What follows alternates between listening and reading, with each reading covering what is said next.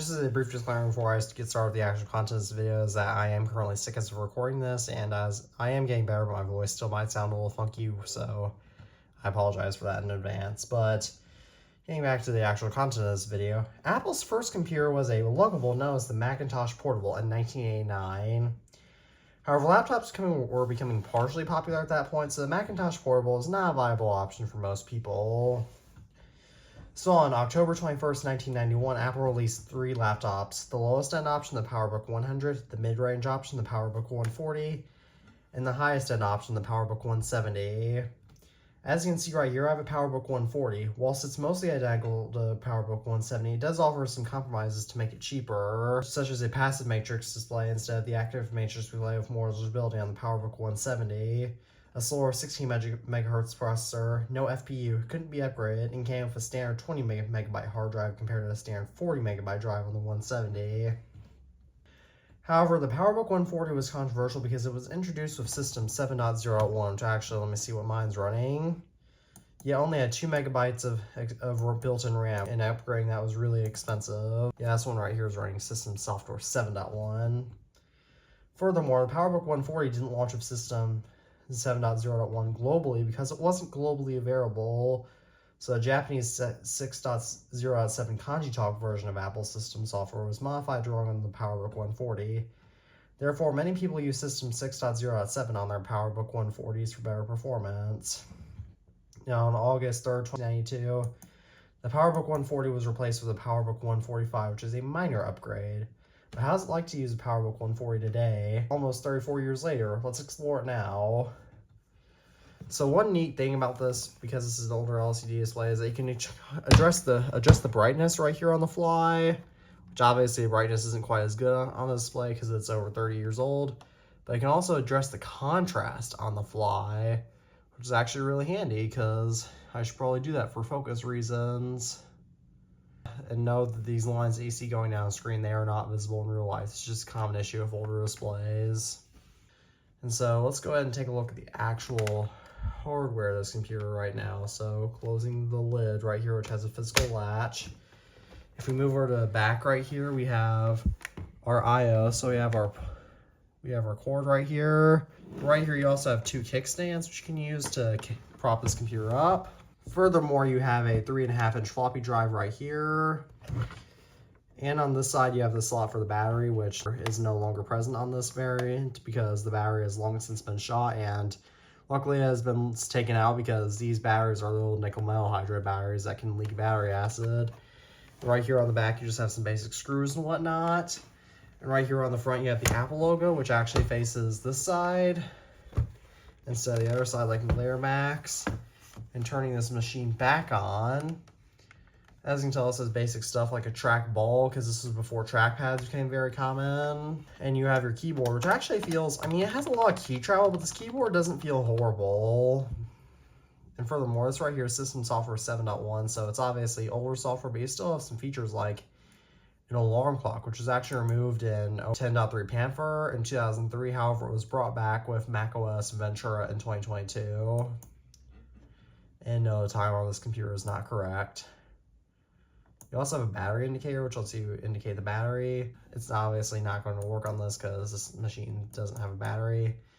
You also get a calculator, which lets you do basic calculations such as 9 plus 9 equals 18.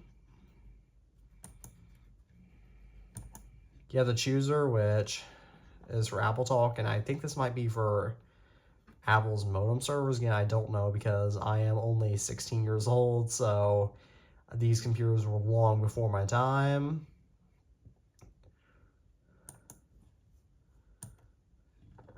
You have control panels, which is similar to a Windows control panel, lets you control a lot of stuff. And this right here is RAM doubler, which RAM doubler was actually a big scam where that claimed to double your computer's RAM its potential RAM by increasing the potential RAM in software. However, in reality, it's not possible to increase your available RAM by much, and even so, this program literally did nothing, so it was a complete scam. And this computer has been modified to where I believe you can actually connected to the internet now, but there's not really much you can do on the online with this computer anyway, and I haven't tried it, so that's why I'm not online. Furthermore, you have fax stats, which this is obviously something that you use for fax. I've never faxed anything before, so keycaps basically lets you type in various stuff to test your keyboard. This was sadly removed in later versions of macOS, which actually this would be kind of handy, but well. Notepad this, believe it or not, is still present in modern macOS, but this is a basic typing test on the PowerBook 140. Please subscribe my channel, for I am never gonna give you up.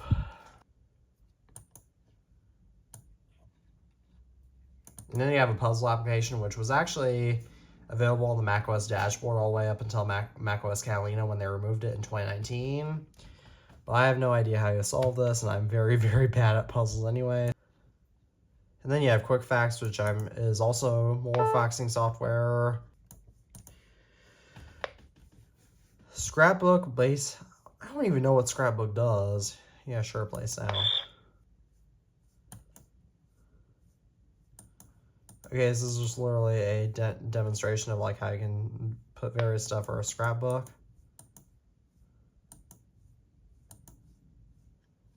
Oh, okay, it explains right here what it does. Use a scrapbook as a place to keep pictures, charts, text, and sounds that you want quick access to.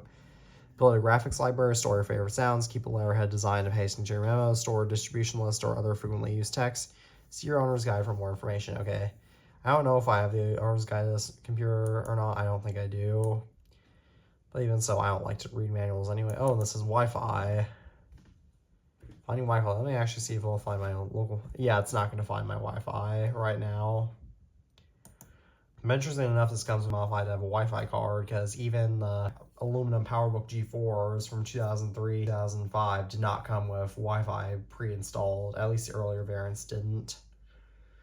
But right here, you just have your more basic menus like File, Edit, View Label, and Special. And Special is actually how to go shut down the computer and sleep it. Put to sleep instead of the Apple menu. And this right here is a page where you can see all your folders, and there are apparently games. Okay, and you can check out your applications. Which, okay, this does have Microsoft Word and my Netscape Navigator. Let's actually try Microsoft Word out. Remember back when Word was reasonably priced, not a subscription service. Remember those days, guys? I do. No, I will not save those changes.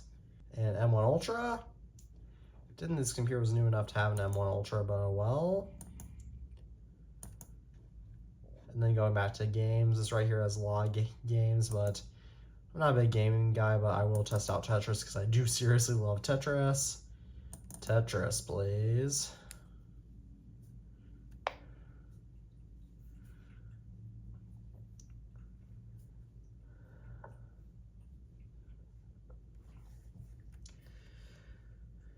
We're loading Tetris, which apparently has to do with the Soviet Union because that has a Soviet flag, or at least their symbol. Oh, it was invented by a Soviet researcher. Yeah, guys, this computer came out the same year the Soviet Union broke up. A lot of you guys probably have no idea what the Soviet Union is.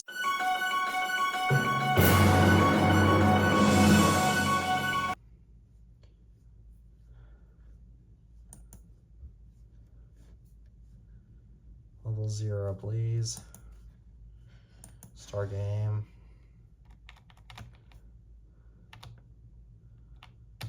This version of Tetris is terrible. It doesn't even let me go left and right. Okay, that's it for Tetris. Okay, there we go. You just quit it. Okay. that was an incredibly bad version of Tetris, but that is really it in terms of this machine. So did you ever have one of these PowerBook 140s, or do you own one now? Please comment that down below. As always, thank you all for watching this video. I'm the iTunes Fanboy, and as always, peace out.